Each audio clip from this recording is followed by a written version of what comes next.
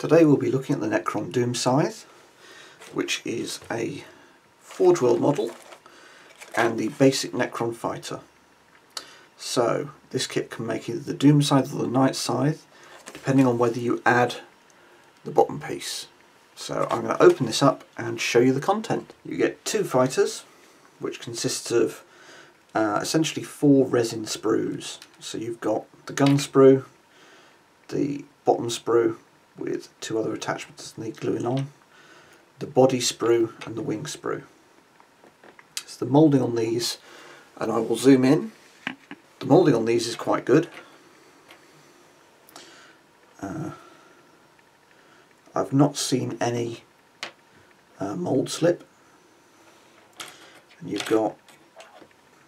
got some little resin pieces that you're going to need to get rid of here, and you're going to need to do that quite carefully, and that's caused by the moulding on the little sticky outy bits, to use the technical term. The guns have got shims. So a shim is a thin area of resin you've got to cut away. So you can see how it looks after you cut it away and how it looks before. You've got to do that carefully and with a sharp knife. And then you've got, again, small pieces that get glued on, and the underslung weapon, again with a shim there.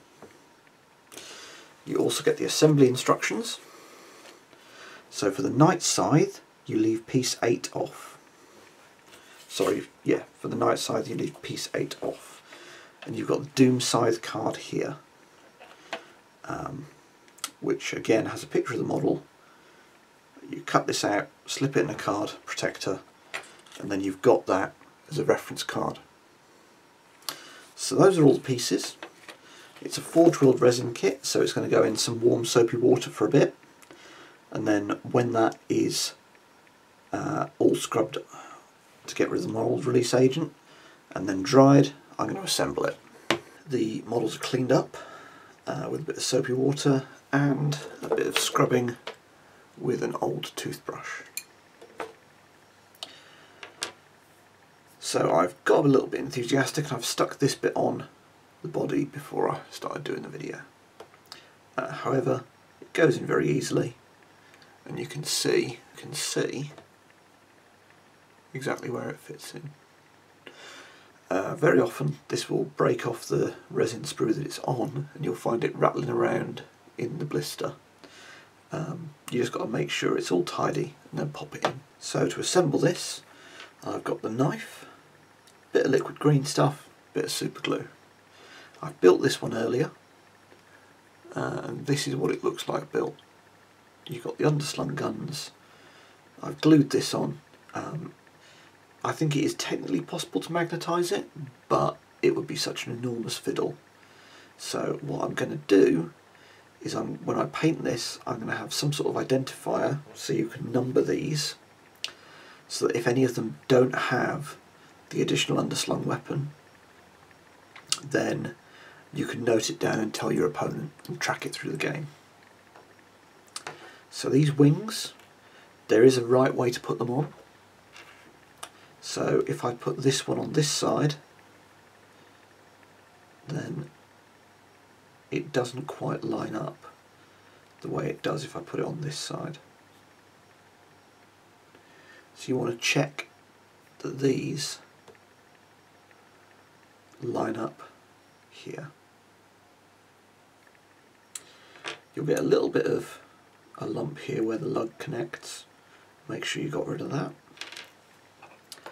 And then to make sure we don't get any gaps, I'm going to put a little bit of liquid green stuff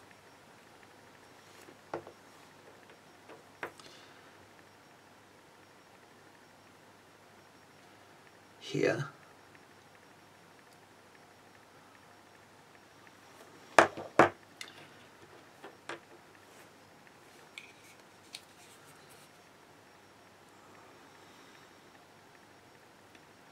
Pop a bit of glue on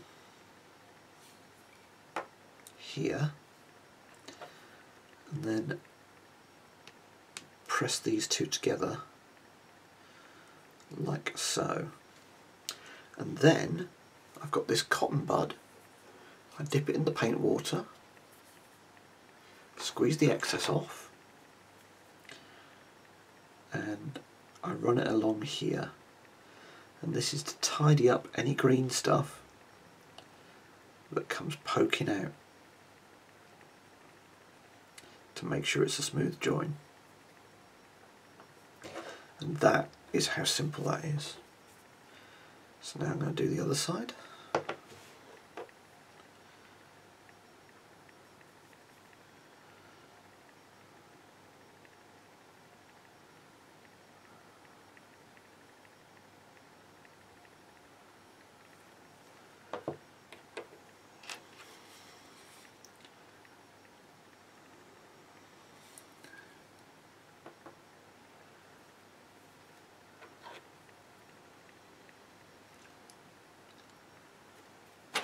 We've got a bit of excess glue, tidy that up, and then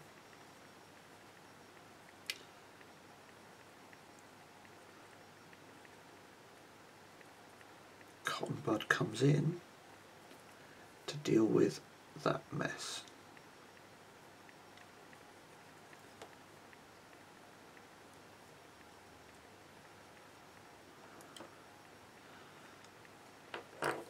Then that's fairly solid.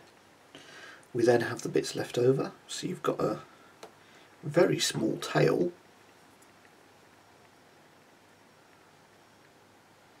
that's going to plug into there. A tiny bit of glue,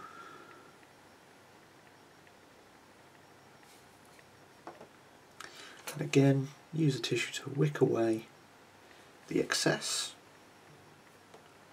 But your tiny bit of glue, and then your little tail, and then again wick away the excess. And then we're going to test fit the guns. So the guns go in a certain way. You've got this flat bit here, which is going to connect to this bit here. Again, bit of liquid green stuff,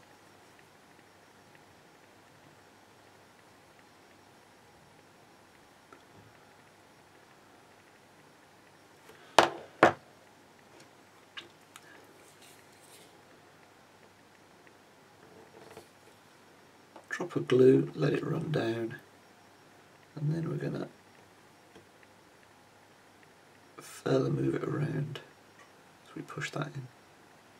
And then you can see that connecting to there, like so. Then the other side.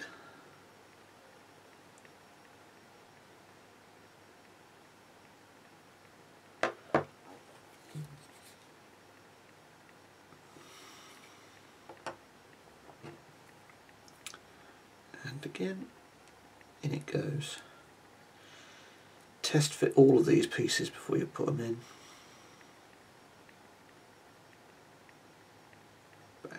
Like so. One last one.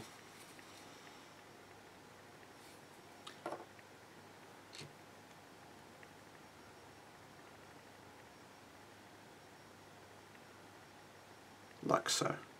And then that's everything. That's the fighter built. It's not a long build.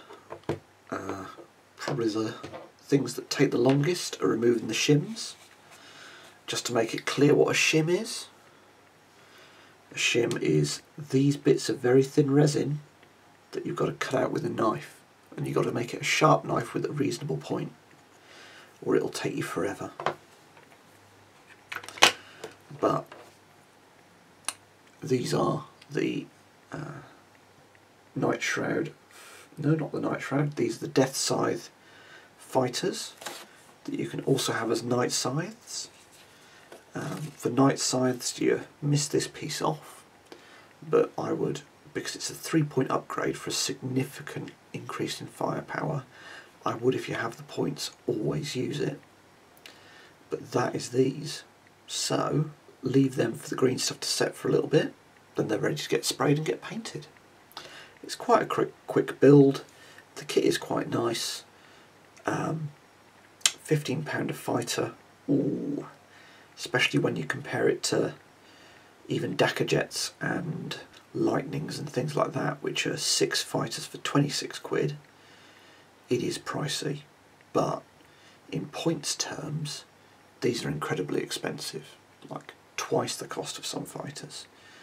So 3 blisters of Necrons is over 200 points. They're nice models. It'll be interesting to paint them up. They're going to need a quite light prime because they've got all this surface detail you're then going to want to pick out. So I like them. I did shrink a bit at the price tab for them because it's still 90 quid for like a 200 point force, but the models are nice, the rules seem good. It'll be interesting to see them on the table, and I think they'll paint up quite quickly and quite nicely. So if you've enjoyed this video, hit like and subscribe. If you want to chat, leave a comment below, but otherwise, good gaming.